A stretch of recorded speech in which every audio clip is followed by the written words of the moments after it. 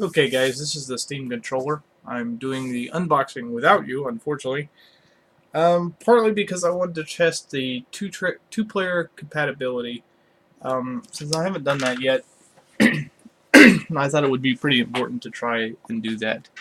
So here's the box, the same high-quality box with a nice sleeve, a nice box as the Link device.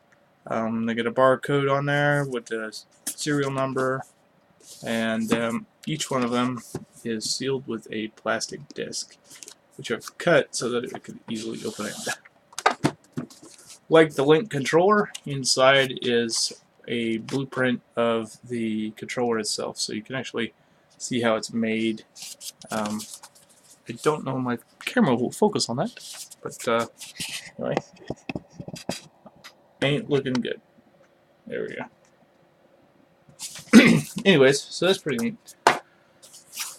Again, here's the box. Also a seal, which I've also cut. And we'll open that. Alright, and here's how you see your controller for the first time. Now this controller I have not opened at all, or have not messed with at all, so I don't know. Hopefully everything's good here. So there's the controller. Included with the controller are two batteries, the little Bluetooth doodad, or however the connector is done. It may not be Bluetooth. Inside of the box, underneath of the platen, is the quick start guide and the product guide. Also in here, crammed inside of there, is a little adapter so that you can place this elsewhere. So you don't have to have this stuck underneath or behind your TV. You can actually extend it out with this little guy. It's awfully heavy, so I'm guessing that it's weighted. I don't really know. Anyway.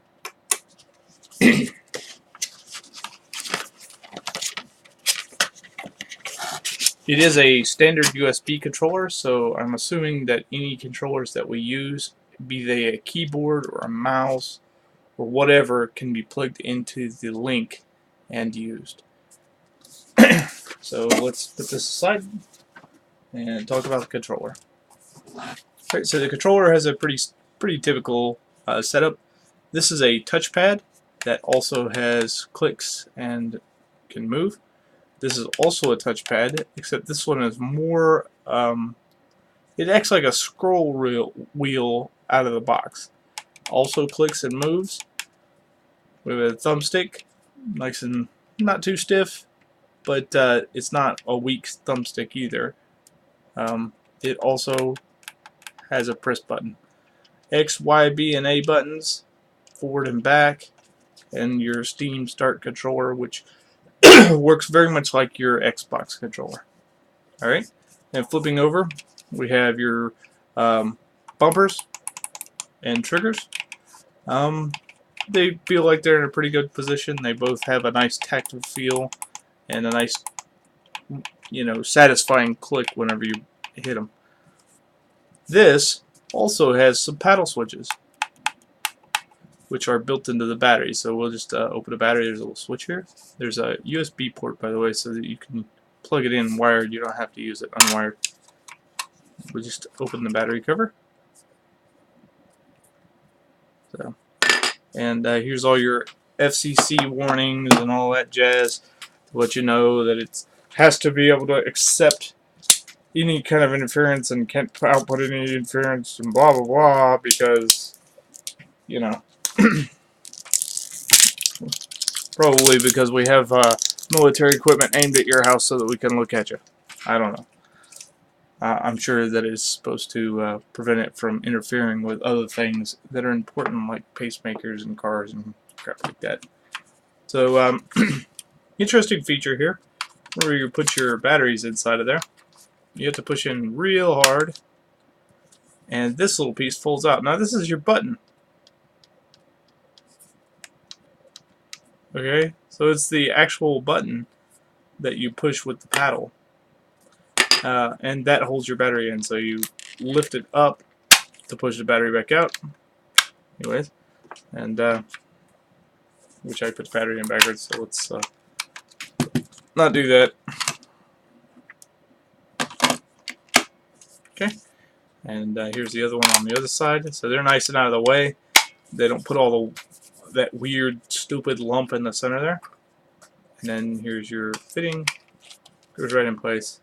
Clicks nicely and solidly together. And that's it. That's your controller. Now, because nothing's complete without using it, I will crank up Steam on a screencast later on if you guys would like to see that. I'm pretty pleased with the controllers. I do have rumble packs inside, so that you can feel it.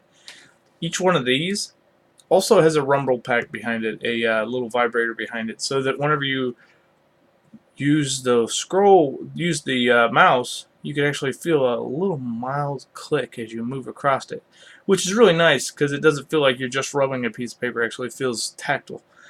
Whenever you use this as a scroll wheel, which is you rotate your thumb like this, it also has a nice, very pleasing click.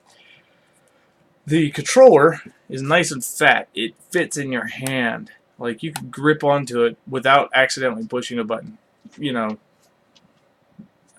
So that's without pushing this button.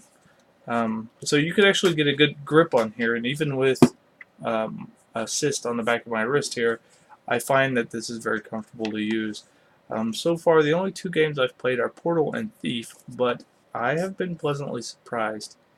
The first thing that happens whenever you plug in is that it tells you that it has to update firmware, which is pretty typical with a controller of any type that I know of. I do have one little qualm, and it's nothing spectacular. There's only one light. I feel like this thing should be glowing and snazzy, but this is the only thing that glows, is the Steam little Steam logo. It's pretty neat. I'm still pleased with it. I'm very happy with it. I don't know really what else to say. I'm just been using it for. I've probably only got about 2 hours of use out of it, but that is it's enough to give me a pretty good feel. 2 hours of use with most controllers has this kind of feel and source, so it's obviously the ergonomics were fairly well thought through. So pretty pleased with that.